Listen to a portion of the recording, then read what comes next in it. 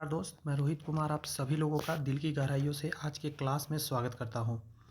इससे पहले मैं 2 चैप्टर आपको पढ़ा रखा हूं पॉलिटी का। ये खान सर का पॉलिटी चल रहा है, आप देख सकते हैं लोगो लगा हुआ है और ये तीसरा चैप्टर है। लेकिन मैं पीछे वाला थोड़ा सा रिवीजन कराने के बाद आगे बढ़ूँगा।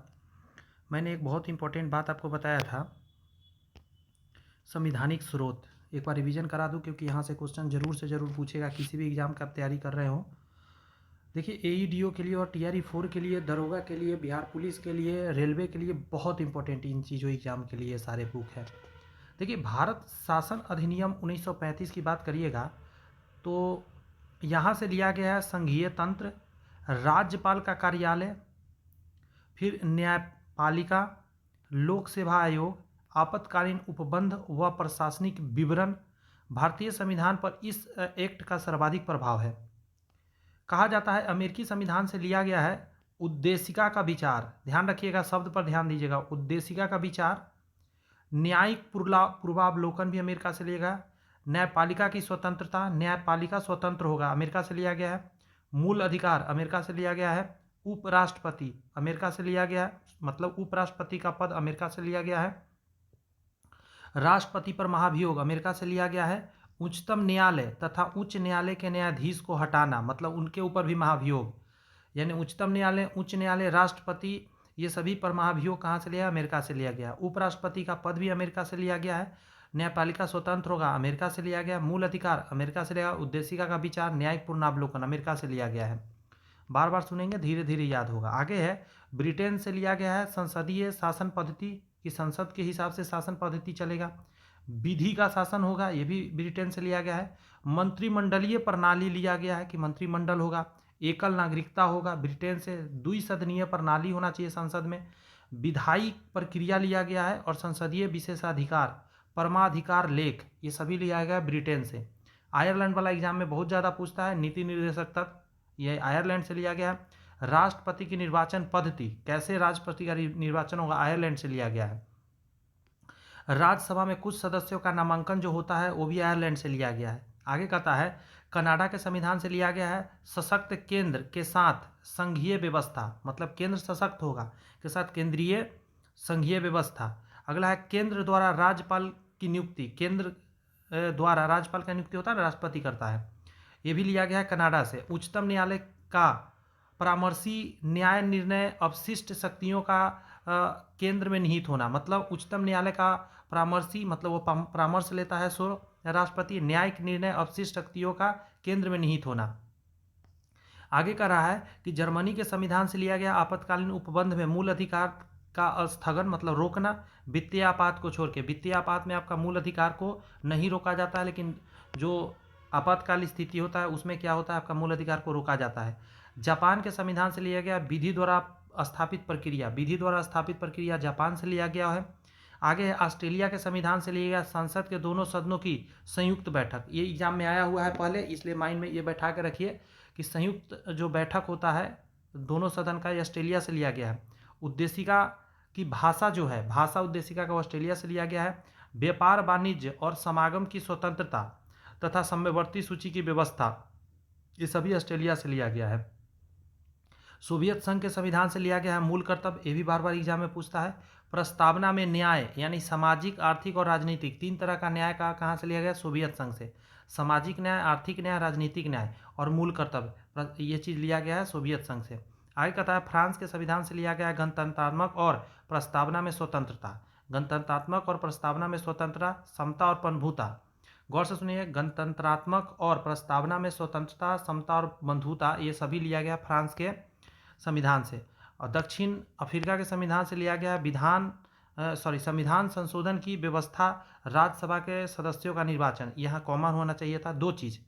देखिए ये पूछा जाता है, ये पूछा हुआ है पहले कि संविधान संशोधन की व्यवस्था कहाँ से लिया गया। संविधान में संशोधन दक्षिण अफ्रीका से लिया गया था, नेल्सन मंडेला वाला जगह से। और राज्य के सदस्यों का निर्वाचन भी, राज्यसभा के सदस्य का निर्वाचन दक्षिण अफ्रीका से लिया गया है। आइए आज का सेशन हमारा देशी रियासतों का विलय कैसे हुआ, संघ व राज्य क्षेत्र में क्या क्या आता है, वो सारी बातें करते हैं। सेशन आपको अच्छा लगे ना लगे, आपको लगातार पढ़ना है। याद रखिएगा सिलेक्शन का तरीका एक ही है, बार बार एक ही चीज़ सुनना, तब जाके होता है नौकरी। देखिए देशी रियासतों का भारत में विलय कैसे हुआ। कह रहा है सरदार पटेल के नेतृत्व में रियासती मंत्रालय का गठन किया गया। पहले तो रियासती मंत्रालय बनाया गया सरदार पटेल के नेतृत्व में, पहला बात। अगला है आज़ादी के समय 552 देसी रियासत था। कितना था? 552 देसी रियासत पूरा देश में, जिसमें 549 भारत में शामिल हो गए, शेष 3 ने मना कर दिया। 549 को सरदार पटेल ने कहा कि आ जाओ तो आ गया, लेकिन 3 मना कर दिया। आइए उसको समझते हैं। सबसे पहला था जम्मू कश्मीर। देखिए 26 अक्टूबर 1947 को राजा हरि सिंह, कौन? राजा हरि सिंह द्वारा विलय पत्र पर हस्ताक्षर किया गया और इसके द्वारा भारत में मिलाया गया। 26 अक्टूबर 1947 को राजा हरि सिंह द्वारा विलय पत्र पर हस्ताक्षर। 6 फरवरी 1954 को भारत संघ के साथ विलय का अनुमोदन हो गया। 6 फरवरी 1954 को भारत संघ के साथ विलय का अनुमोदन हो गया। दूसरा रहा हैदराबाद। 13 सितंबर 1948, 13 सितंबर 1948 को निजाम मीर उस्मान अली के खिलाफ भारतीय सैनिकों द्वारा ऑपरेशन पोलो चलाया गया और 17 सितंबर को विलय किया गया भारत के अंदर। फिर से सुनिए, 13 सितंबर 1948 को निजाम मीर उस्मान अली के खिलाफ भारतीय सैनिकों द्वारा ऑपरेशन पोलो चलाया गया और ये 17 सितंबर को भारत में शामिल कर लिया गया, विलय कर लिया गया हैदराबाद को, रियासती क्षेत्र को।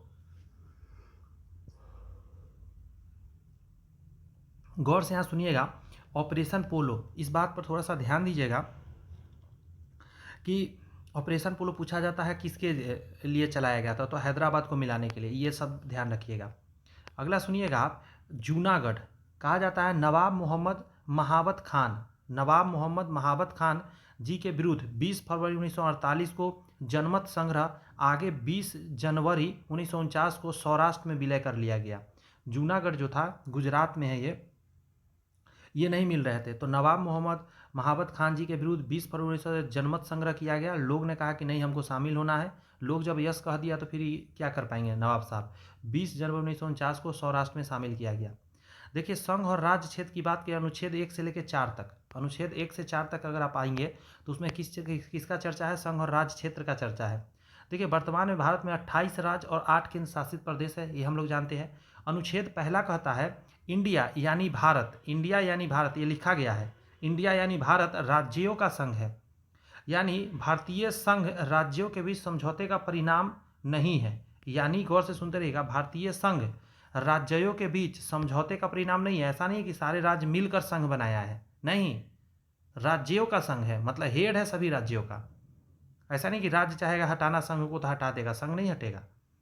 अनुच्छेद 2 कहता है नए राज्य का प्रवेश होगा और उसके स्थापना की शक्ति संसदीय विधि द्वारा होगा। मतलब नए राज्य अगर शामिल होगा भारत में तो उसका जो विधि होगा वो सांसद के हाथ में होगा, सांसद के तरीका से होगा और नए राज्य शामिल हो सकते हैं अनुच्छेद 2 में। पहला में है इंडिया यानी भारत राज्यों का संघ है, यानी भारतीय संघ राज्यों के बीच समझौते का परिणाम नहीं है। अनुच्छेद 3 के अंतर्गत कहा गया है भारतीय संघ के नए राज्यों का निर्माण या उसका पुनर्सीमान, मतलब कोई राज्य है, नया राज्य है, उसका नया से सीमा चेंज करना है या नया राज्य शामिल होना चाहता है तो किया जा सकता है। क्लियर हो रही है बातें? स्वतंत्रता के बाद राज्यों का पुनर्गठन कैसे हुआ उस पर बात करते हैं। सबसे पहले कह रहा है एसके धर आयोग। एसके धर आयोग क्या है भाई, इसको समझिए। एसके धर आयोग देखिए जून 1948 में गठित किया गया था एसके धर आयोग। दिसंबर 1948 में अनुशंसा अपना किया, अनुशंसा पेश किया। फिर से सुनिएगा जरा, जून जुलाई अगस्त सितंबर अक्टूबर नवंबर दिसंबर, मतलब तकरीबन 6 महीना के करीब समय लिया। जून जुलाई अगस्त सितंबर अक्टूबर नवंबर दिसंबर, 6-7 महीना। देखिए भाषा के आधार पर राज्यों के गठन का विरोध इसने किया। इसके धर आयोग ने क्या किया, भाषा के आधार पर कहा राज्यों का गठन नहीं होना चाहिए। प्रशासनिक सुविधाओं के आधार पर पुनर्गठन का समर्थन किया कि प्रशासन के आधार पर होना चाहिए कि वहाँ पे शासन व्यवस्था अच्छा से बनाया जा सके। ठीक है, पहला तो ये हो गया इसके धर आयोग, जो कि जून 48 में गठित हुआ था, दिसंबर में अपना अनुशंसा पेश किया था। आगे सुनिएगा, जेबीपी समिति। गौर से धर आयोग के निर्णयों की समीक्षा हेतु नेहरू जी ने, पटेल जी ने और सीतारमैया की सदस्या में, फिर से सुने, नेहरू, पटेल और सीतारमैया के सदस्या में दिसंबर 1948 में गठित किया गया। मतलब पहले तो पुराना वाला जो था अनुशंसा के, इसके धर्म आयोग ने क्या किया, दिसंबर में अपना अनुशंसा पेश कर दिया। उसने कहा कि भाषा के आधार पर नहीं होना चाहिए, उसने कहा कि प्रशासनिक सुविधा के आधार पर होना चाहिए। फिर जेबीपी समिति बनाया गया जिसमें कि नेहरू हो गए, पटेल हो गए, सीतारमैया थे। दिसंबर 1948 में इसमें क्या होता है कि अप्रैल 1949 में रिपोर्ट सौंपी गई, भाषाई आधार पर राज्य पुनर्गठन का अस्वीकृत किया गया। मतलब जेबीपी समिति ने भी कहा भाषा आधार पर राज्य का गठन नहीं किया जाएगा। अब आगे आइए, राज्य पुनर्गठन आयोग अब चालू किया गया, बनाया गया। दिसंबर 1953 में फजल अली की अध्यक्षता में गठित हुआ था। ये बहुत इंपॉर्टेंट है, पूछा जाता है कि राज्य पुनर्गठन आयोग कई बार एग्जाम में आया हुआ। 1953 में बना था, दिसंबर में फजल अली आयोग, फजल अली ने बनाया था इसको अध्यक्षता में। अन्य सदस्य इसमें थे के एम पनिक्कर थे और एच एन कुंजरू थे। दो व्यक्ति और थे इसमें, के एम पनिक्कर थे राज्य पुनर्गठन आयोग में, एच एन कुंजरू थे। 1955 में रिपोर्ट पेश करते हुए भाषा को मुख्य आधार माना था। 1955 में रिपोर्ट पेश करते हुए भाषा को ही मुख्य आधार मान लिया उन्होंने। परिणाम स्वरूप एक गौर से सुनिए, परिणाम स्वरूप 1 नवंबर 1956 को 7वें संविधान संशोधन के द्वारा भाषा के आधार पर 14 राज्यों और 6 केंद्र शासित प्रदेशों का गठन किया गया। कहा कि भाषा ही बेस्ट रहेगा और कोई ऑप्शन नहीं है। तो 1 नवंबर 1956 को 7वें संविधान संशोधन किया गया, तो भाषा के आधार पर 14 राज्य और 6 केंद्र शासित प्रदेश गठित कर दिया गया। आगे सुनते हैं जरा। क्या आप जानते हैं, क्या जानते हैं भाई, गोवा भारत का एकमात्र राज्य है जहां समान नागरिक संहिता लागू है। समझे, गोवा एकमात्र ऐसा राज्य है जहां समान नागरिक संहिता लागू है। 2 नंबर में कहता है गोवा को पुर्तगालियों से भारतीय सेना ने ऑपरेशन विजय द्वारा छुड़ाया था। देखिए, हैदराबाद के लिए आपने देखा था ऑपरेशन पोलो चलाया गया था प्रशासन के द्वारा, और ऑपरेशन विजय चलाया गया था पुर्तगालियों से भारतीय सेना ने छुड़ाने के लिए। गोवा की आज़ादी के लिए डॉक्टर राम मनोहर लोहिया ने अभियान चलाया था। गोवा की आज़ादी के लिए डॉक्टर राम मनोहर लोहिया ने अभियान चलाया था। ध्यान दीजिएगा, एक ट्रिक दिया गया है, उस ट्रिक को समझिए जरा। कह रहा है आम गुनाह है मैम तुसी गाओ और मौज लो। आम गुनाह है मैम तुसी गाओ और मौज लो। ये क्या बताता है उसको समझिएगा। आम गुनाह है तो देख लीजिए जरा, आम गुनाह है, गुनाह है मैम, ठीक है, मैम यहाँ तक आ गया। आगे देखिएगा, तुसी गाओ और मौज करो, तुसी गाओ, तुसी गाओ और मौज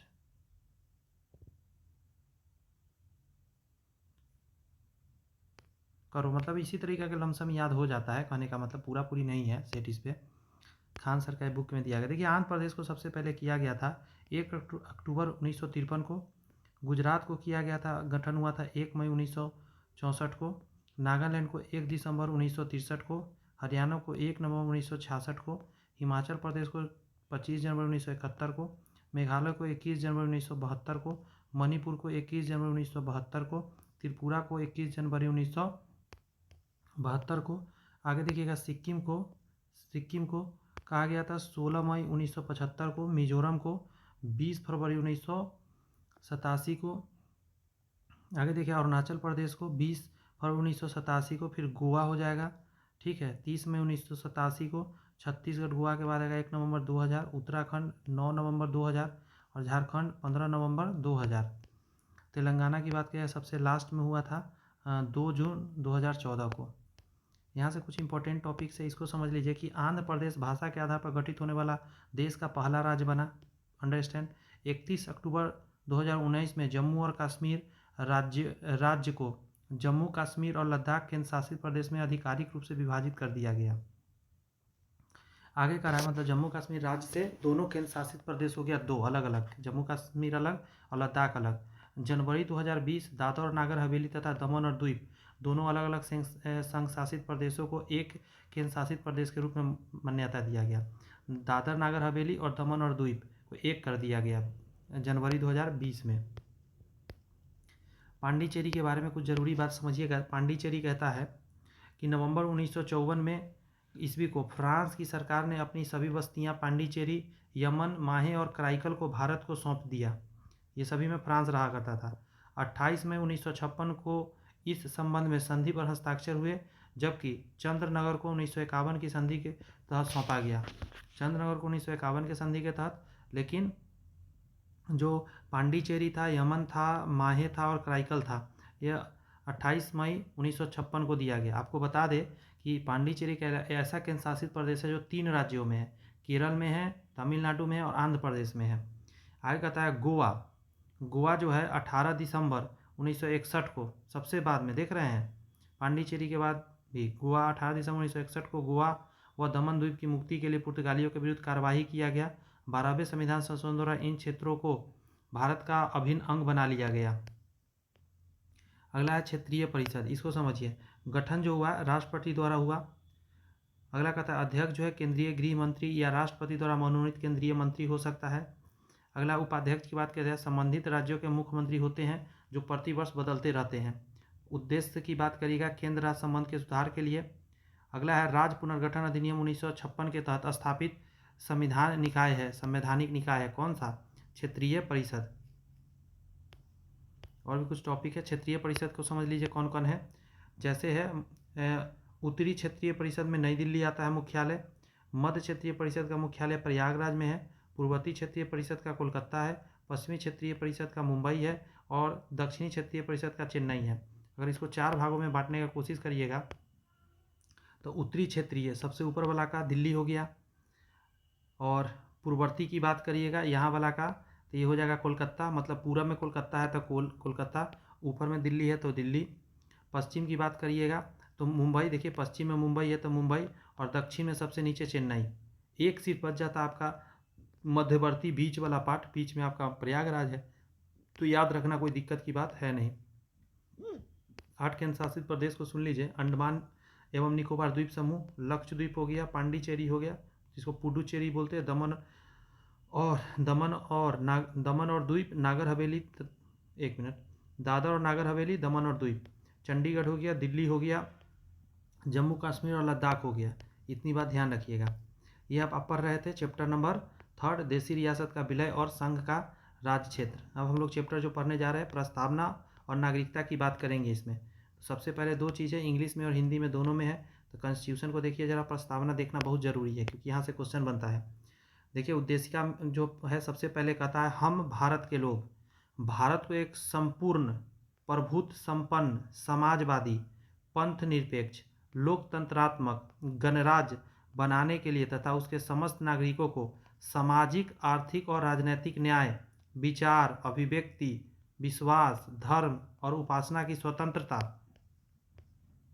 प्रतिष्ठा और अवसर की समानता, ठीक है, प्राप्त करने के लिए तथा उन सब में व्यक्ति की गरिमा और राष्ट्र की एकता और अखंडता सुनिश्चित करने वाली बंधुता बढ़ाने के लिए दृढ़ संकल्प होकर अपनी इस संविधान सभा में आज तारीख 26 नवंबर 1949 ईस्वी मिति मार्गशीर्ष शुक्ल सप्तमी संवत 2006 विक्रमी को एतद द्वारा इस संविधान को अंगीकृत, अधिनियमित और आत्मसमर्पित करते हैं। क्लियर है बात? इंग्लिश में देखिएगा तो यहाँ लिखा गया उसको देखिए, कह रहा है be the people of India having solemnly resolved to constitute India into a sovereign socialist secular democratic republic and to secure to all its citizens justice, social, economics and political liberty of thought, expressions, belief, faith and worship, equality of status and opportunity, and to promote among them all fraternity. अगला कहता है assuring the dignity of the individuals and the unity and integrity of the nation. In our constituent assembly this 26th day of November 1949 do hereby adopt, enact and give to ourselves thus constitution. यहाँ पे एक बात दिया गया है, इसको समझिए। 13 दिसंबर 1946 को जवाहरलाल नेहरू द्वारा प्रस्तुत, 22 जनवरी 1947 को संविधान सभा द्वारा अंगीकृत। मतलब 13 दिसंबर 1946 को क्या हुआ था, जवाहरलाल नेहरू ने द्वारा प्रस्तुत किया गया था, लेकिन 22 जनवरी 1947 को संविधान सभा द्वारा अंगीकृत किया गया था। यहाँ कहा अब तक प्रस्तावना को केवल एक बार 42वें संविधान संशोधन, जिसको मिनी संविधान संशोधन भी कहते हैं, 1976 के द्वारा उद्देशिका में समाजवाद, पंथ निरपेक्ष और अखंडता शब्द जोड़ा गया। उद्देशिका संविधान के विविध निर्वाचन में सहायक है, विधिक निर्वाचन में सहायक है। आगे है कि प्रस्तावना की भाषा ऑस्ट्रेलिया और प्रस्तावना अमेरिका की संविधान से लिया गया। मतलब प्रस्तावना अमेरिका के संविधान से कॉपी है और भाषा जो है ऑस्ट्रेलिया से लिया गया है। प्रस्तावना पर सुप्रीम कोर्ट के विचार क्या है उसको समझिए जरा। देखिए यहाँ पे क्या कहा गया है, गोपालनवाद 1950 प्रस्तावना संविधान का भाग नहीं, प्रस्तावना जो है संविधान का भाग नहीं है, न्यायालय द्वारा प्रवर्तनीय नहीं है, शक्ति का स्रोत नहीं है। अच्छा आगे कहता है, फिर से सुनिए, गोपालवाद 1950 प्रस्तावना संविधान का भाग नहीं और न्यायालय द्वारा प्रवर्तनीय नहीं, शक्ति का स्रोत नहीं। बेरूबारीवाद 1960 में कोर्ट ने इसे संविधान का भाग नहीं माना था, बेरूबारीवाद में, ठीक है। फिर कह रहा है कि यह गोलकनाथवाद में कोर्ट ने उद्देशिका को संविधान की मूल आत्मा कहा था। तो ये वाला जो है ना एग्जाम में आया हुआ है, तो इसको थोड़ा माइंड में रख लीजिएगा कि गोलकनाथवाद में कोर्ट ने उद्देशिका को संविधान की आत्मा कहा था। फिर है केशवानंद भारती बाद में कोर्ट द्वारा प्रस्तावना को संविधान का भाग माना गया और इसे मूल ढांचे का हिस्सा बताया तथा इसमें नकारात्मक संशोधन नहीं कर सकती है। संसद भी चाह के भी नकारात्मक संशोधन नहीं कर सकती, उसके क्वालिटी में बढ़ोतरी कर सकती है लेकिन उसमें कोई निगेटिव ऐड चीज़ नहीं कर सकती।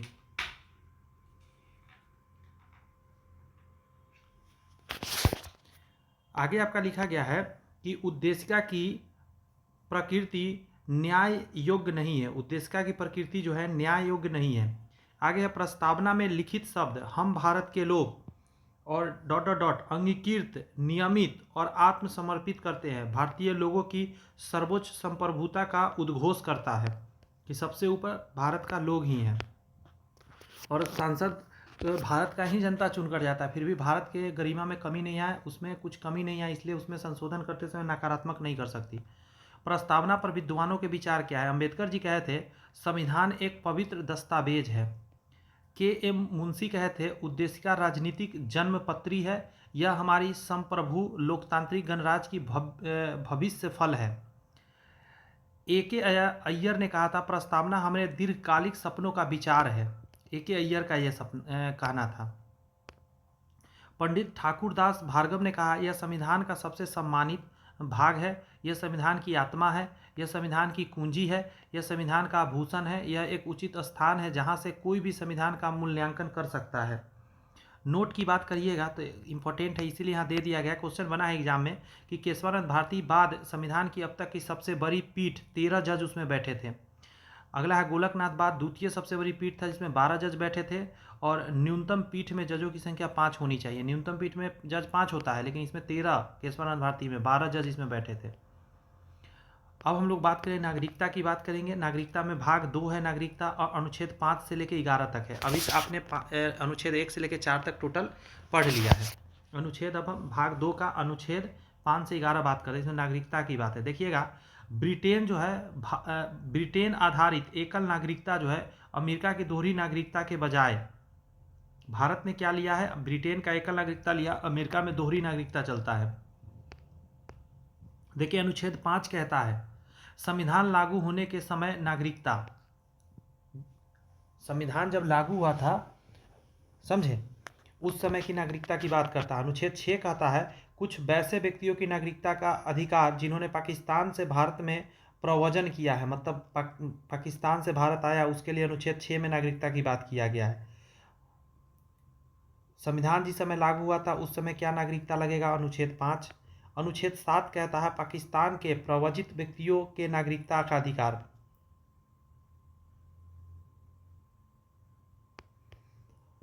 अनुच्छेद 8 कह रहा है आपका कि भारतीय मूल के वैसे लोगों की नागरिकता का अधिकार जो भारत के बाहर विकास कर रहे हैं, मतलब बाहर रह रहे हैं भारत के जाकर, उसकी बात करते हैं अधिकार। अनुच्छेद 9 में कहा है जो व्यक्ति स्वेच्छा से विदेशी राज्यों की नागरिकता प्राप्त कर रहे हैं उन्हें नागरिकता नहीं मिल सकती, मतलब जो बाहर का नागरिकता लेगा उसको भारत का नागरिकता स्वतः ही निरस्त हो जाएगी।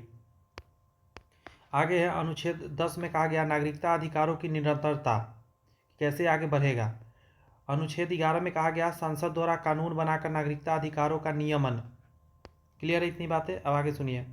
आगे टॉपिक में कह रहा है कि भारतीय नागरिकता अधिनियम 1955 के अनुसार नागरिकता का आधार 5 आधार रखा गया है। देखिए नागरिकता वाला टॉपिक से ना क्वेश्चन अंदर से नहीं पूछता है, नॉर्मल एग्जाम में यूपीएससी बीपीएससी इन सभी एग्जाम में पूछता है, तो ज़्यादा उसमें मेहनत नहीं करना। अगर उसकी तैयारी आप कर रहे हैं तो फिर आपके लिए काम की ये बात। भारतीय नागरिकता अधिनियम 1955 के अनुसार नागरिकता का आधार 5 आधार है। पहला है जन्म से। देखिए 26 जनवरी 1950 को या उसके बाद अपवाद कह रहा है कि राजनयिकों के बच्चे और विदेशियों के बच्चे को छोड़कर जन्म से 26 जनवरी 1950 को या उसके बाद जो जन्म लिया हो वो भारत का नागरिक होगा। 2 नंबर में कहता है वंश परंपरा द्वारा नागरिकता। 26 जनवरी 1950 के पश्चात जन्म लेने वाले व्यक्ति भारत का नागरिक माना जाएगा यदि उसके जन्म के समय उसके माता पिता से कोई भी नागरिक भारत का रहा हो। अगला है देशीकरण द्वारा नागरिकता। देशीयकरण द्वारा नागरिकता, फिर पंजीकरण द्वारा नागरिकता। देशीकरण में 2 तरह का टॉपिक शामिल होता है। एक होता है खुद आके कोई मिल जाए देश या किसी देश को अपने में मिला लिया जाए। भूभाग को मिलाकर भूभाग भी कोई मिल गया है तो जिस भाग पर भारत का अधिकार होगा वहाँ के लोग स्वतः ही भारत का नागरिक हो जाएंगे। पंजीकरण द्वारा नागरिकता, पंजीकरण करा सकते हैं यहाँ पे कि हम भारत के नागरिक बनना चाहते हैं। भारतीय नागरिकता की समाप्ति कैसे होगा। देखिए नागरिकता अधिनियम 1955 के अनुसार 3 आधार रखा गया है। यहाँ कह रहा है नागरिकता का परित्याग करने से। अगर आप कहते हैं कि हम नागरिक नहीं बनना चाहते, हम नहीं रहेंगे नागरिक, तो भी आपका नागरिकता चला जाएगा, परित्याग कर देना। अगला है किसी अन्य देश की नागरिकता स्वीकार कर लेते समय आपका भारत का नागरिकता खत्म। सरकार द्वारा नागरिकता छीनने पर सरकार भी आपका नागरिकता छीन सकता है। आप कुछ ऐसा कार्य करते हैं जो देश के हित में नहीं है, समझ गए। नागरिकता संशोधन अधिनियम 2019 आया। इसके अनुसार 31 दिसंबर 2014 को या उसके पहले अफगानिस्तान, बांग्लादेश, पाकिस्तान से भारत आए हिंदुओं, सिखों, बौद्धों, जैनियों, पारसियों और ईसाइयों को अवैध प्रवासी नहीं माना जाएगा। फिर से सुनिएगा जरा। 31 दिसंबर 2014 को या उसके पहले अफगानिस्तान, बांग्लादेश और पाकिस्तान से भारत आए हिंदू, सिख, बौद्धों, जैनियों, पारसियों और ईसाइयों को अवैध प्रवासी नहीं माना जाएगा। इसके बाद कोई आया है तो उसको अवैध माना जाएगा। आगे सुनिएगा जरा। Overseas citizenship of India OCIS क्या है। देखिए इस श्रेणी को भारत सरकार द्वारा वर्ष 2005 में शुरू किया गया। गृह मंत्रालय के अनुसार OCI मतलब ओवरसीज सिटीजनशिप ऑफ इंडिया एक ऐसा व्यक्ति है जो 26 जनवरी 1950 को या इसके बाद भारत का नागरिक था या उस तारीख पर भारत का नागरिक बनने योग्य था। आगे सुनिएगा।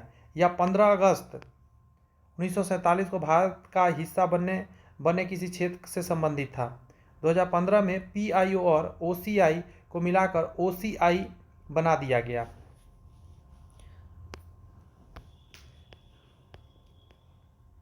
हमारा नया चैप्टर है मूल अधिकार या DPSP, जहाँ से क्वेश्चन खूब बनता है।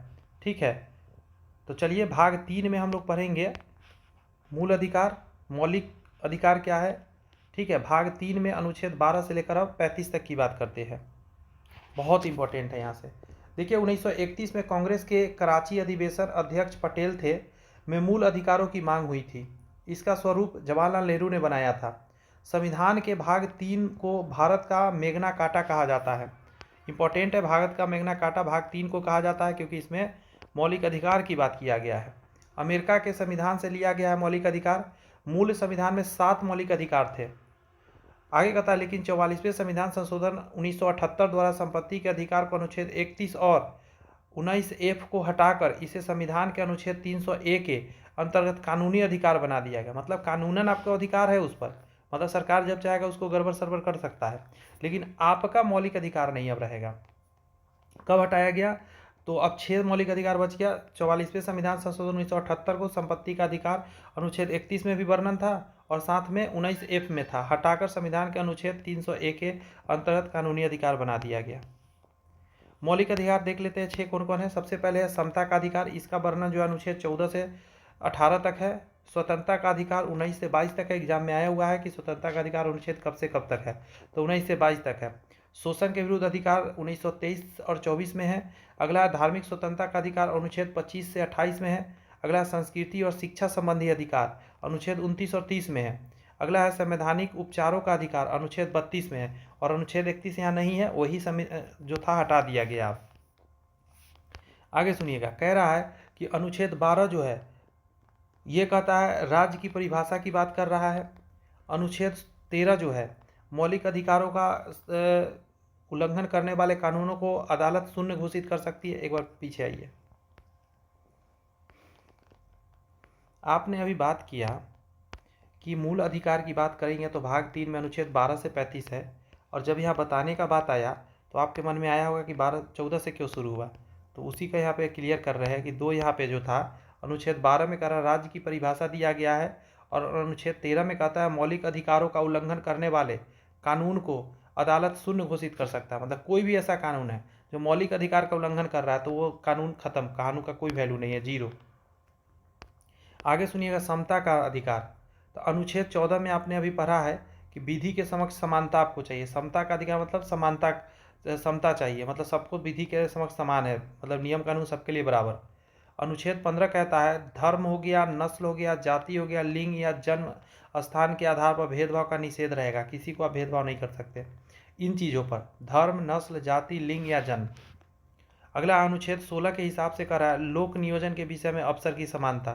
लोक नियोजन का मतलब होता है सरकारी जो फॉर्म निकलते हैं वहाँ पे। आगे कह रहा है कि अनुच्छेद 17 में अस्पृश्यता का अंत। अनुच्छेद 18 में कह रहा है उपाधियों का अंत। ठीक है, ये इंपॉर्टेंट है, सब एग्जाम में दोनों आया हुआ है। अनुच्छेद 14 कहता है विधि के समक्ष समानता।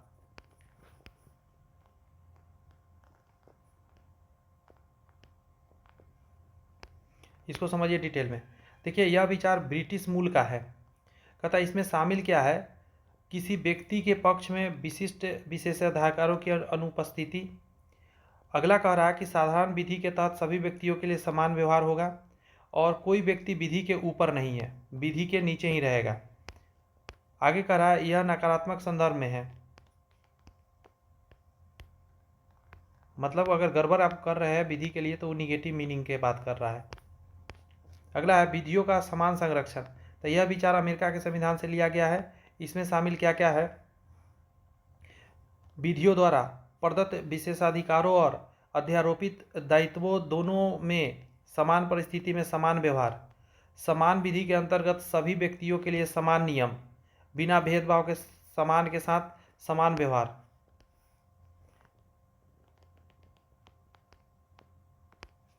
बिना भेदभाव के समान के साथ समान व्यवहार, इसके बारे में कहता है यह सकारात्मक संदर्भ में। आगे है विधि का शासन, इसको समझ लीजिए। यहाँ पे कह रहा है ब्रिटेन के संविधान से लिया गया है ये भी। डायसी के अनुसार विधि के समक्ष समता का विचार विधि का शासन के सिद्धांत का मूल तत्व होना चाहिए या होता है। आगे आपका कह रहा है कि इस संदर्भ में भारतीय व्यवस्था में लागू कारक क्या है, तो इच्छाधीन व्यक्ति शक्तियों की अनुपस्थिति, यानी किसी व्यक्ति को विधि के उल्लंघन के सिवाय दंडित नहीं किया जा सकता, जो नियम बना है उसके अलावा आपको दंडित नहीं किया जा सकता। अगला है कि विधि के समक्ष समानता अति आवश्यक है। विधि के समक्ष समानता अति आवश्यक है, यानी कोई व्यक्ति कानून के ऊपर नहीं है। अगला है सुप्रीम कोर्ट, ऊपर करता हूं, सुप्रीम कोर्ट ने अनुच्छेद 14 के अंतर्गत उल्लेखित विधि का शासन को संविधान का मूलभूत तत्व मानता है। यह नकारात्मक संदर्भ में है। आगे देखिएगा स्वतंत्रता का अधिकार। इसमें कह रहा है कि अनुच्छेद 19 में कह रहा है यह नागरिकों को 6 अधिकार प्रदान करता है। 19A में कहता है बोलने की स्वतंत्रता, प्रेस की स्वतंत्रता इसी में आता है। 19B में है शांतिपूर्ण बिना हथियार के एकत्रित होने और सभा करने का स्वतंत्रता है। 19C में कहता है संघ बनाने की स्वतंत्रता है। 19 के D कहता है देश के किसी भी क्षेत्र में आवागमन की स्वतंत्रता है। आगे अपना कह रहा है 19 के E में कि देश के किसी क्षेत्र में निवास करने और बसने का स्वतंत्रता है। 19 का G कहता है कोई भी व्यापार और जीविका चलाने की स्वतंत्रता है आपको, लेकिन ध्यान रखें कुछ गड़बड़ नहीं उसमें व्यापार करना है। अनुच्छेद 20 कहता है अपराधियों के लिए दोष सिद्धि के संबंध में संरक्षण देता है। इसके अंतर्गत शामिल विषय क्या क्या है, अनुच्छेद 20 आप पढ़ रहे हैं। अब एक अपराध के लिए सिर्फ एक बार सजा मिलेगा, अपराध के समय जो कानून था उसी के तहत सजा मिलेगा, और स्वयं के विरुद्ध न्यायालय में गवाही देने के लिए बाध्य नहीं किया जाएगा कि आप खुद ही कहिए कि हम ये किए हैं। अगला अनुच्छेद 21 कहता है प्राण एवं दैहिक स्वतंत्रता का बात करता है। अब आगे हम बात करेंगे, यहाँ पे कह रहा है मौलिक अधिकार एवं नीति निर्देशक सिद्धांत में अंतर क्या है। एक मिनट, ऐसे कैसे हुआ, कुछ छूट गया यार, लगता है 14।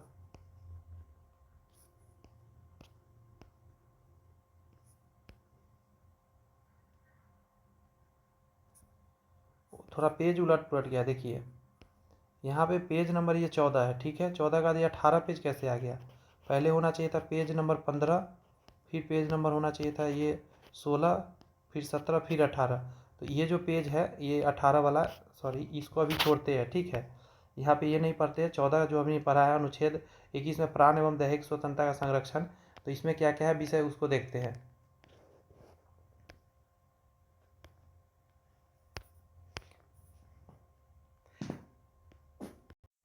तो कह रहा है शीघ्र विचारण का अधिकार है, एकांत कारावास के विरुद्ध अधिकार है, फांसी में विलंब के विरुद्ध अधिकार है, अभिरक्षा में हिंसा के विरुद्ध अधिकार है, कार्यस्थल पर महिलाओं के लैंगिक उत्पीड़न के विरुद्ध अधिकार है, पैर में डंडा बेरी लगाने के विरुद्ध अधिकार है, अच्छी सड़कों का अधिकार है, प्रतिष्ठा का अधिकार है। ये सभी कहाँ पे चल रहा है, ध्यान रखिएगा। यहाँ पे थोड़ा पीछे आइए, आप पढ़ रहे हैं अनुच्छेद 21 प्राण और दैहिक स्वतंत्रता में ये सब है।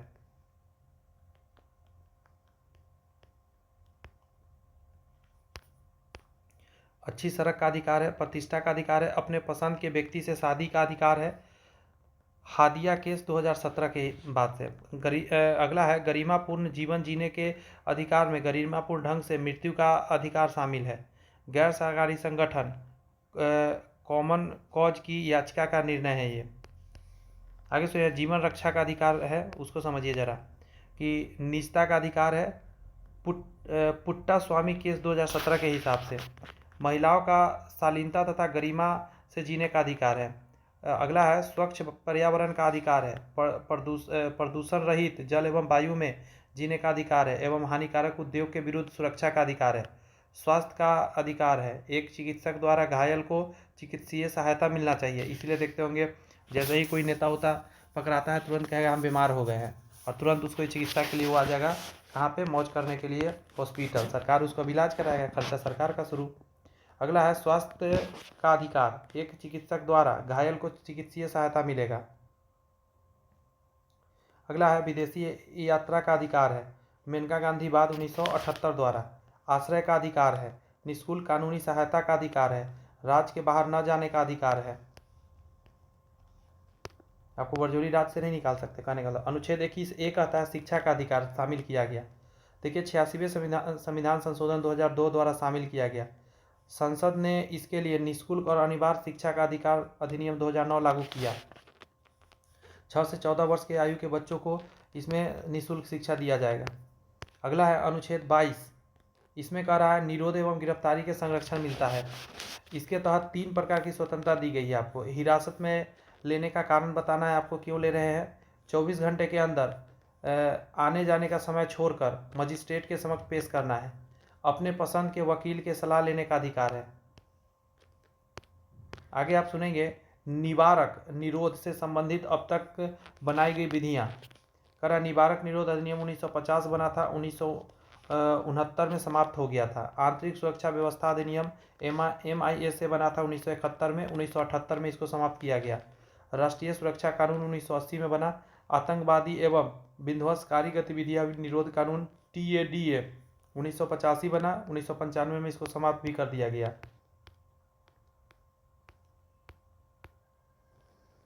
अगला है पोटा, समझे, पोटा एक 2002, 2004 में इसको समाप्त किया गया। नोट में कहता है अनुच्छेद 22 के 2 भाग है।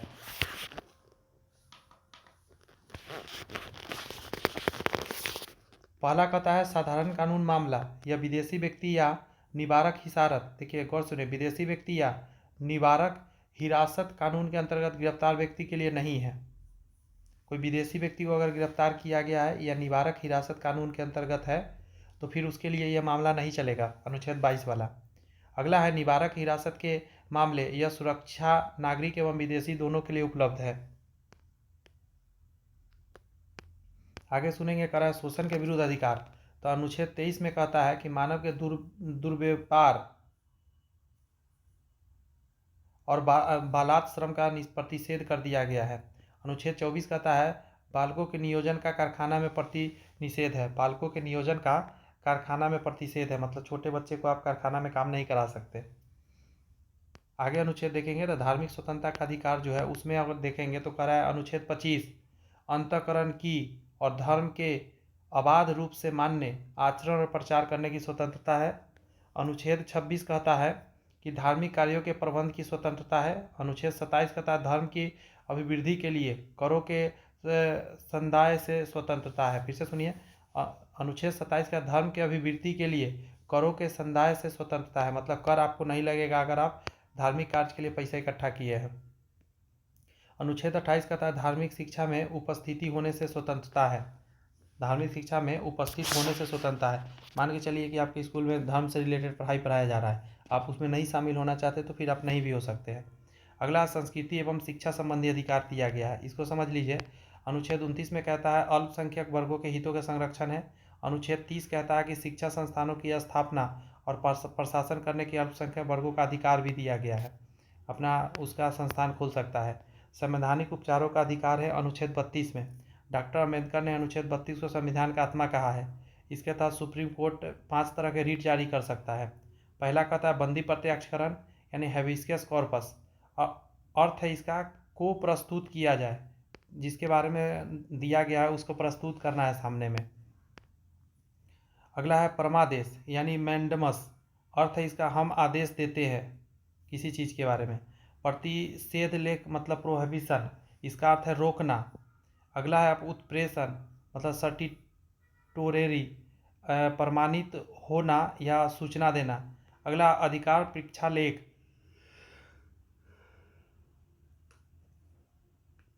क्यू वारंटो, इसका अर्थ है प्राधिकृत या वारंट के द्वारा। कुछ बातें आप समझिएगा जरा। कह रहा है क्या आप जानते हैं उत्प्रेषण को पोस्टमार्टम भी कहा जाता है। अगला है परमादेश को जागृति कॉल भी कहते हैं, क्योंकि यह सोए हुए अधिकारियों को अपना कर्तव्य निभाने हेतु जगाया जाता है परमादेश के द्वारा। बंदी प्रत्याक्षकरण को मनमाने निरोध के विरुद्ध व्यक्तिगत स्वतंत्रता का कवच कहते हैं। नागरिकों एवं विदेशियों को प्राप्त मूल अधिकार है। अनुच्छेद गौर से सुनिएगा 14, 20, 21, 21 का 22, 23 और 24 से लेकर 28 तक। अगला करा है केवल नागरिकों को प्राप्त मूल अधिकार है। अनुच्छेद 15, 16, 19, 29 और 30 इसी भारतीय नागरिक को प्राप्त है। नागरिक को और विदेशी वाले को भी प्राप्त है वो सब जो ऊपर में हमने बताया। तो आपको खाली ये याद रखना भारतीयों को कौन कौन प्राप्त है, विदेशी अपने पकड़ लीजिएगा।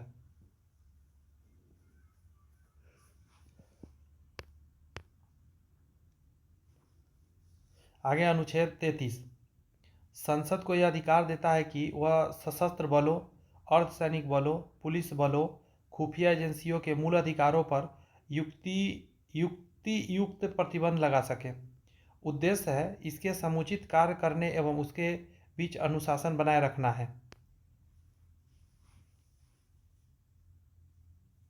मतलब ये सब में जो कार्य करेगा उसके मूल अधिकार को थोड़ा सा मतलब पकड़ बना के रख सकता है, नहीं तो हर बात में वो कहेगा मेरा मूल अधिकार है, हम ये नहीं करेंगे वो नहीं करेंगे। इसीलिए अनुच्छेद 33 के अंतर्गत विधि निर्माण का अधिकार सिर्फ सांसद को है, न राज्य विधानमंडल को है। कानून को किसी न्यायालय में किसी मूल अधिकार के उल्लंघन के विरुद्ध चुनौती नहीं दी जा सकती है।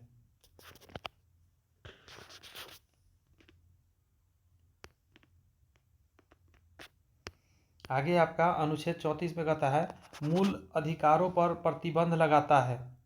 मूल अधिकारों पर तब प्रतिबंध लगाता है जब भारत में कहीं भी मार्शल लॉ लागू हो जाए। यह किसी स्थिति का परिचायक है जहां सेना द्वारा सामान्य प्रशासन को अपने नियम कानून के तहत संचालित किया जाता है। इस तरह वहां साधारण कानून निलंबित हो जाता है और सरकारी कार्यों को सैन्य अधिकारियों के अधीन कर दिया जाता है। कह रहा है कि यह सैन्य कानून से अलग है जो सशस्त्र बलों पर लागू होता है। अनुच्छेद 35 कहता है यह केवल संसद को, न कि राज्य विधानमंडल को कुछ विशेष मौलिक अधिकारों को प्रभावित करने के लिए कानून बनाने की शक्ति प्रदान कर रहा है, सिर्फ और सिर्फ केंद्र सरकार वाले संसद को। अगला है नोट में कहता है अनुच्छेद 358 लागू होने पर अनुच्छेद 19 स्वतः निलंबित हो जाता है। अनुच्छेद 358 लागू होगा आपातकाल, तो अनुच्छेद 19 अपने आप निलंबित हो जाएगा। अनुच्छेद 359 लागू होने पर अन्य मूल अधिकार राष्ट्रपति द्वारा निलंबित किए जा सकते हैं। अगला कह रहा है 44वां संविधान संशोधन ने आपातकाल के दौरान समझे अनुच्छेद 20 और 21 के निलंबन पर पाबंदी लगाई है। दैहिक स्वतंत्रता वाला है, 20 और 21 जो है कभी भी नहीं अति हो सकता। मौलिक अधिकार में संशोधन पर सुप्रीम कोर्ट के निर्णय की बात करते हैं। देखिए, गोलकनाथ निर्णय के पूर्व यह निर्धारित किया गया था कि संसद संविधान के किसी भी भाग में संशोधन नहीं कर सकती। आगे यह गोलकनाथ बनाम पंजाब राज्य बाद जो 1967 में हुआ था, संसद अनुच्छेद 368 में निर्धारित प्रक्रिया के माध्यम से मूल अधिकारों में संशोधन नहीं कर सकती है। आगे देखिए 24वां संविधान संशोधन 1971 में कहता है इंदिरा गांधी के समय यह प्रावधान किया गया कि संसद मूल अधिकारों में संशोधन कर सकती है। फिर से सुनिए, 24वां संविधान संशोधन 1971 में इंदिरा गांधी के समय यह प्रावधान किया गया कि संसद मूल अधिकारों में संशोधन कर सकती है। आगे है केशवानंद भारती बात, माइंड में बैठाइएगा इन बातों को, ठीक है। केशवानंद भारती बात 1973 में कहता है संसद अनुच्छेद 368 के तहत मूल अधिकारों में संशोधन कर सकती है, ठीक है, लेकिन मूल ढांचे को प्रभावित किए बिना। संविधान जो कहना चाहता है वही होगा, ये नहीं कि कुछ पलटी उल्टी मार दिया जाए। अगला है आपका इंपॉर्टेंट है यह 42वां संविधान संशोधन 1976 अनुच्छेद 368 में खंड 4 और 5 जोड़कर व्यवस्था की गई कि मूल अधिकारों में किए गए संशोधन को किसी न्यायालय में प्रश्नगत नहीं किया जा सकता। संशोधन अगर किया गया है तब प्रश्नगत नहीं किया जा सकता उस पर। आगे है मिनवा मिल्स बाद 1980 संविधान के आधारभूत लक्षणों की रक्षा का अधिकार न्यायालय को है। आगे था इसके तहत 42वें संविधान संशोधन द्वारा की गई व्यवस्था को समाप्त कर दिया गया।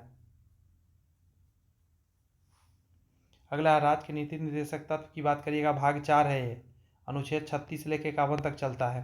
तो आइए इसको समझते हैं। सबसे पहले तो यानी आयरलैंड के संविधान से लिया गया है। मूल अधिकारों के साथ साथ निदेशक तत्व संविधान की आत्मा और दर्शन भी है।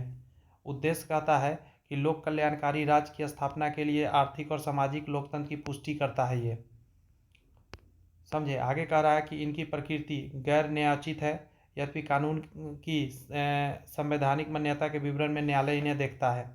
अनुच्छेद 37 कह रहा है आपको कि निदेशक तत्व देश के शासन में मूलभूत और विधि बनाने में इन्हें तत्वों को लागू करना राज्य का कर्तव्य होगा। अगला कल्याणकारी राज्य की बात करेगा तो शब्द का संविधान में उल्लेख नहीं किया गया है। कल्याणकारी राज्य शब्द का जो प्रयोग है वो संविधान में नहीं है। अगला आपको शब्द को ध्यान दीजिएगा कि निदेशक तत्वों का वर्गीकरण, तो समाजवादी सिद्धांत में क्या आता है, यह सिद्धांत समाजवाद के आलोक में है। लोकतांत्रिक समाजवादी राज्य का खाका खींचते हैं। इसका लक्ष्य सामाजिक और आर्थिक न्याय प्रदान करना है। इसमें शामिल अनुच्छेद कौन कौन है उसको समझ लीजिए। सबसे पहले अनुच्छेद 38 लोक कल्याण की अभिवृद्धि के लिए सामाजिक, आर्थिक और राजनीतिक न्याय द्वारा सामाजिक व्यवस्था सुनिश्चित करना। 44वें संशोधन द्वारा आय, प्रतिष्ठा और सुविधा और अवसरों की समानता को समाप्त करने का प्रावधान जोड़ा गया है। एक बार फिर सुनिएगा, अनुच्छेद 38 कहता है लोक कल्याण अभिवृद्धि के लिए सामाजिक हो गया, आर्थिक और राजनीतिक न्याय द्वारा सामाजिक व्यवस्था सुनिश्चित करना। 44वें संविधान संशोधन द्वारा आय, प्रतिष्ठा, सुविधा और अवसरों की असमानता को समाप्त करने का प्रावधान जोड़ा गया है इसमें। अगला है अनुच्छेद 39 का कह रहा है सभी नागरिकों को जीविका के पर्याप्त साधन प्राप्त करने का अधिकार है। 42वें संविधान संशोधन द्वारा इसमें गरीबों को मुफ्त कानूनी सहायता प्रदान करना जोड़ दिया गया कि उसको कानूनी सहायता मिलेगा। और अनुच्छेद 39 के कहता है सामूहिक हित के लिए समुदाय के भौतिक संसाधनों का सम वितरण होना चाहिए, सबको बराबर फायदा मिले। धन और उत्पादन के साधनों का संकेंद्रण रोकना होगा। धन और उत्पादन के साधनों का संकेंद्रण मतलब होता है ना कि हाँ हम ही रख ले और किसी को नहीं दे रहे हैं, ऐसा नहीं होना चाहिए। समान काम के लिए समान वेतन मिलेगा। 39 के अंग में कह रहा है कि कर्मकारों के स्वास्थ्य और शक्ति तथा बालकों की सुकुमार व्यवस्था के दुरुपयोग के संरक्षण किया गया है। बालकों को स्वास्थ्य विकास के अवसर 42वें संविधान संशोधन जोड़ा गया। अगला आपका अनुच्छेद 41 में कह रहा है काम हो गया, शिक्षा हो गया, बुढ़ापा की दशाओं में लोक सहायता पाने का अधिकार दिया गया है। आगे कहता है अनुच्छेद 42 के अंतर्गत कि काम की न्यायसंगत और मनोचित दशाओं का तथा प्रस्तुति सहायता का प्रबंध किया गया है। ये इम्पोर्टेंट है। मनोचित दशाओं का तथा प्रसूति सहायता का प्रबंध किया गया है।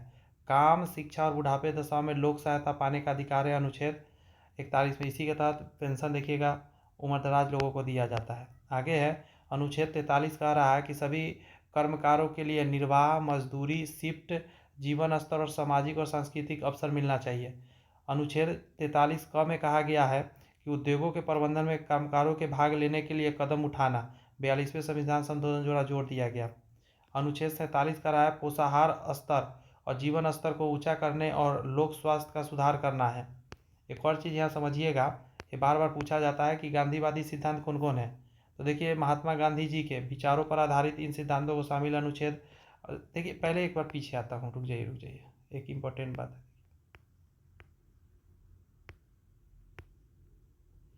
अभी मैं बता रहा था समाजवादी सिद्धांत, इसमें आप देखेंगे अनुच्छेद 38 आता है, अनुच्छेद 39 का सारा पार्ट आता है, अनुच्छेद 41 आता है, 42 आता है, बीच में छूट गया 40, वो नहीं आता है, 43 आता है, 43 का बीच में सब छूट गया, 47 आता है, जो छूटा है अब आगे देखिएगा आगे आएगा।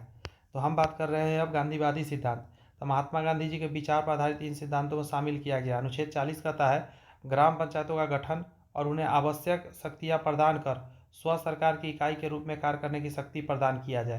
क्लियर हुई बात, पहला हो गया गांधीवादी। अगला है अनुच्छेद 43, ग्रामीण क्षेत्रों में कुटीर उद्योग व्यक्तिगत या सहकारी के आधार पर कुटीर उद्योगों को प्रोत्साहन देना है, जीविका इसी के आधार पर चल रहा है। अनुच्छेद 43 में कहता है सहकारी समितियों के स्वैच्छिक गठन, स्वायत्त संचालन, लोकतांत्रिक नियंत्रण और व्यापारिक प्रबंधन को बढ़ावा देना 97 जो संशोधन के द्वारा जोड़ दिया गया था। अनुच्छेद 46 कहता है अनुसूचित जाति और जनजाति और समाज के कमजोर वर्ग के शैक्षणिक एवं आर्थिक हितों को प्रोत्साहन और सामाजिक न्याय और शोषण से सुरक्षा देना है। ये सब गांधीवादी है। अनुच्छेद 47 कहता है स्वास्थ्य के लिए नुकसानदायक नशीली दवाओं, मदिरा, ड्रग के औषधीय प्रयोजन के विभिन्न उपभोग का प्रतिबंध करना है। इसी के तहत बिहार में दारूबंदी किया गया है। अनुच्छेद 48 कहता है गाय, बछड़ा व अन्य दुधारू पशुओं की बलि पर रोक है और उसकी नस्लों में सुधार का प्रोत्साहन करना है ताकि पौष्टिक आहार लोगों को मिल सके। अगला है उदारवादी सिद्धांत में देखिए एक प्रगतिशील राष्ट्र में उदार बौद्धिक सिद्धांतों का विशेष एवं निर्णायक महत्व होता है। अनुच्छेद 44 कहता है कि देश में एक समान सिविल संहिता लागू करना है। क्लियर है बात। अनुच्छेद 45 में आपको कहा जा रहा है कि 14 वर्ष तक के आयु वाले बालकों को निःशुल्क और अनिवार्य शिक्षा देना है। 86वें संविधान संशोधन द्वारा 6 वर्ष की आयु तक निःशुल्क और शिक्षा का प्रावधान जोड़ा गया है। अनुच्छेद 48 कहता है कृषि और पशुपालन को आधुनिक और वैज्ञानिक प्रणालियों से करना है, आगे बढ़ाना है कहने का मतलब। नेक्स्ट है आपका अनुच्छेद 48 कहता है पर्यावरण का संरक्षण तथा संवर्धन और वनों तथा वन्य जीवों की रक्षा करना। 42वें संविधान संशोधन जोड़ा इसको जोड़ा गया, एग्जाम में आया हुआ है ये। अनुच्छेद 39 कहता है राष्ट्रीय महत्व वाले घोषित किए गए स्मारक या स्थान या वस्तु का संरक्षण करना, ये भी एग्जाम में आया हुआ है 49 वाला। अनुच्छेद 50 कहता है न्यायपालिका को कार्यपालिका से पृथक करना, 50-50 करना, ये भी इंपॉर्टेंट है, एग्जाम में आया है। अनुच्छेद 51 कहता है इसमें निम्नलिखित प्रावधान शामिल है। अंतर्राष्ट्रीय शांति और सुरक्षा की अभिवृद्धि, एग्जाम में आया हुआ है। राष्ट्रों के बीच न्यायपूर्ण और सम्मानपूर्ण संबंधों का स्थापना। अगला कहता है अंतर्राष्ट्रीय विधि और संधि बाधियों के प्रति आदर बढ़ाना। अंतर्राष्ट्रीय विवाद के मध्यस्थ द्वारा निपटने के लिए प्रोत्साहन देना।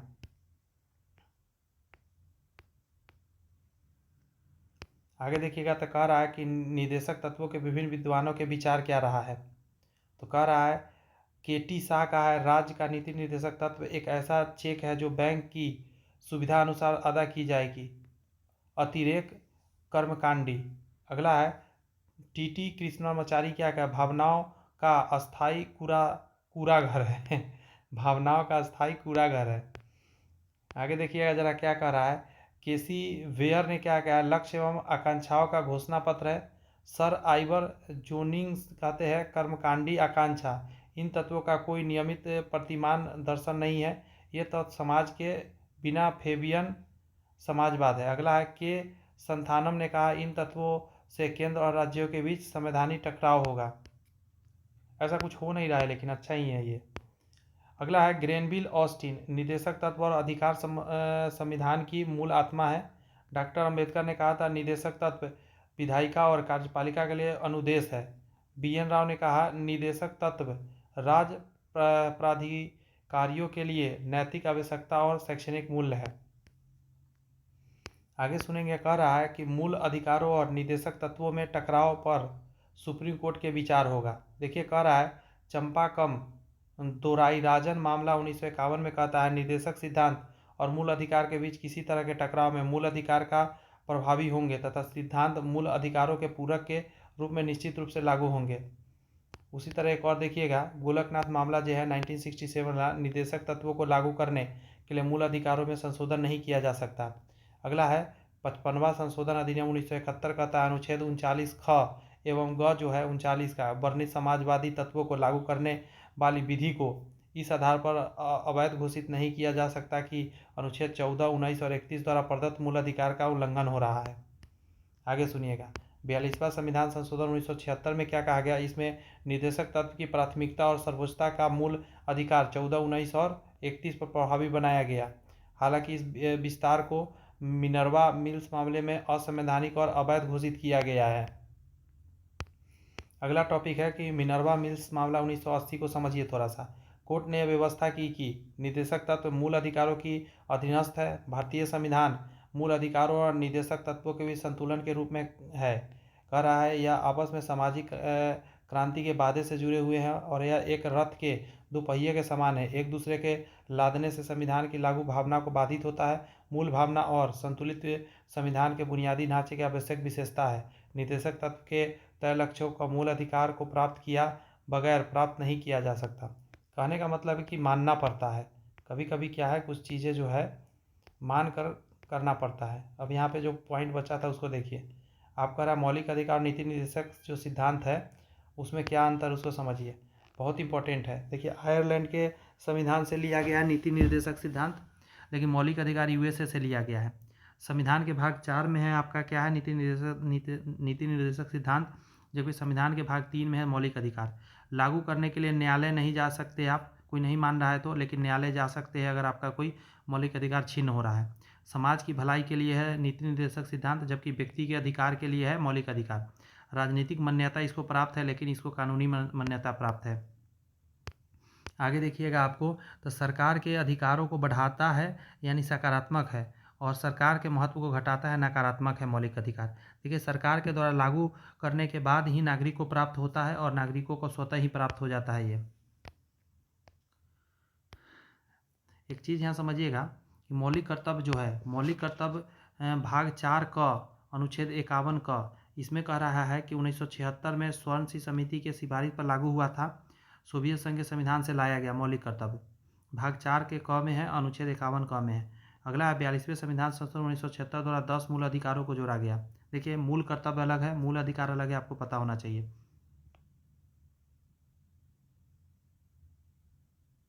यहाँ गलत लिख दिया, मूल कर्तव्य को जोड़ा गया, 10 मूल कर्तव्य को जोड़ा गया। देखिए, 1976 में स्वर्ण सिंह समिति सिफारिश पर लागू हुआ था। भाग 4 के क अनुच्छेद 51 क में मौलिक कर्तव्य को सोवियत संघ के संविधान से लिया गया है। 42वें संविधान संशोधन 1976 के द्वारा 10 मूल कर्तव्यों को जोड़ा गया। 11वां मूल कर्तव्य है 6 से 14 वर्ष तक के बच्चों को शिक्षा दिलाना। 86वें संविधान संशोधन 2002 द्वारा जोड़ा गया है। यहाँ पे ठीक कर लीजिएगा, कर्तव्य होगा मूल कर्तव्य। मूल कर्तव्यों की सूची को समझ लीजिए जरा। प्रत्येक नागरिक को यह कर्तव्य करना होगा। पहला कहता है संविधान का पालन करे एवं उसके आदर्शों और संस्थाओं और राष्ट्रध्वज और राष्ट्रगान का आदर करे। स्वतंत्रता के लिए हमारे राष्ट्रीय आंदोलन को प्रेरित करने वाले उच्च आदर्शों को हृदय में संजोए रखे और उसका पालन करे। अगला कहता है भारत की प्रभुता, एकता और अखंडता की रक्षा करे और उसे अक्षुण्ण रखे। अगला है देश की रक्षा करे। और देखिए क्या क्या कहा गया है, और ये हमें करना भी चाहिए, अच्छी बात है ये। देखिए, भारत के सभी लोगों में समरसता और समानता भ्रातृत्व की भावना का निर्माण करे। हमारी सामाजिक संस्कृति की गौरवशाली परंपरा का महत्व समझे और उसका परिरक्षण करे। प्राकृतिक पर्यावरण की रक्षा और उसका संवर्धन करे। अगला है वैज्ञानिक दृष्टिकोण और ज्ञानार्जन की भावना का विकास करे। अगला है सार्वजनिक संपत्ति को सुरक्षित रखे। व्यक्तिगत एवं सामूहिक गतिविधियों के सभी क्षेत्रों में उत्कर्ष की ओर बढ़ने का सतत प्रयास करे। अगला पॉइंट कहता है आपका कि माता पिता या संरक्षक द्वारा 6 से 14 वर्ष के बच्चों को प्राथमिक शिक्षा प्रदान की जाए। मूल कर्तव्य की विशेषता क्या है? मूल कर्तव्य गैर नियोजित है, इसमें कुछ नैतिक कर्तव्य तो कुछ नागरिक है। अगला है मूल कर्तव्य केवल नागरिकों के लिए है, नागरिक के अधिकार और कर्तव्य आपस में संबंधित और अविभाज्य है। ये कहा गया है सजेशन, ऐसा नहीं कि थोपा गया है आप पे। देखिए यहाँ तक मैंने कर दिया और आप देखेंगे जब इस चीज़ को, तो चैप्टर मैंने शुरू किया था आपका 5वां चैप्टर मैंने मूल अधिकार करा दिया, मैंने प्रस्तावना एवं नागरिकता करा दिया और देशी रियासत का विलय एवं संघ राज करा दिया। इससे पहले मैं आपको 2 करा रखा था, संविधान सभा एवं प्रतिक्रिया स्रोत, और सबसे पहला जो था आपका, ये भी थोड़ा सा लंबा था, भारत के संविधान का विकास मैंने करा दिया। देखिए अब ज़रा, अभी आप 5 तक कर लिए हैं, मूल अधिकार, डीपीएसपी और कर्तव्य आपने कर लिया। अब हम लोग संघीय कार्यपालिका से चलेंगे अगला क्लास में आपका, समझे। यहाँ से फिर संसदीय व्यवस्था चलेंगे, फिर वरीयता कर्म समझेंगे, फिर सांसद समझेंगे, फिर राज्य का कार्यपालिका, पंचायत एवं नगरपालिका, सब कुछ समझेंगे। केंद्र सरकार सभी है मेरे पास। राष्ट्रीय प्रतीक तक टोटल मैं आपको कराने वाला हूँ, देख लीजिए आप, है ना। राष्ट्रीय प्रतीक मतलब टोटल का टोटल पूरा चैप्टर मैं आपके बीच रखने जा रहा हूँ। हर चीज़ आराम से मेरे साथ पढ़िए, मज़ा आपको आ जाएगा, इस बात की तो गारंटी है। मज़ा तो आएगा, आपको लगेगा कि हाँ ये चीज़ मेरे के काम का था और आपको सर ने हमें पढ़ा दिया। मैं पूरा कोशिश करूँगा कि आपको यहाँ पे पढ़ के मतलब आपको उतना नॉलेज हो जाए कि आप एग्ज़ाम को अच्छे से फोड़ के आ सके। आप बस आपको क्या करना है, बार बार सुनना है, वीडियो लगा लेना है, आराम से कान में लगाइए और दबा के सुनते रहिए।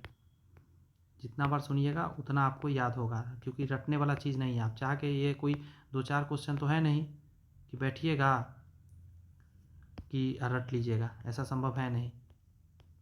चलिए नेक्स्ट क्लास में लेके आता हूँ संघीय कार्यपालिका, बहुत इंपॉर्टेंट है। All the best, bye bye, thank you.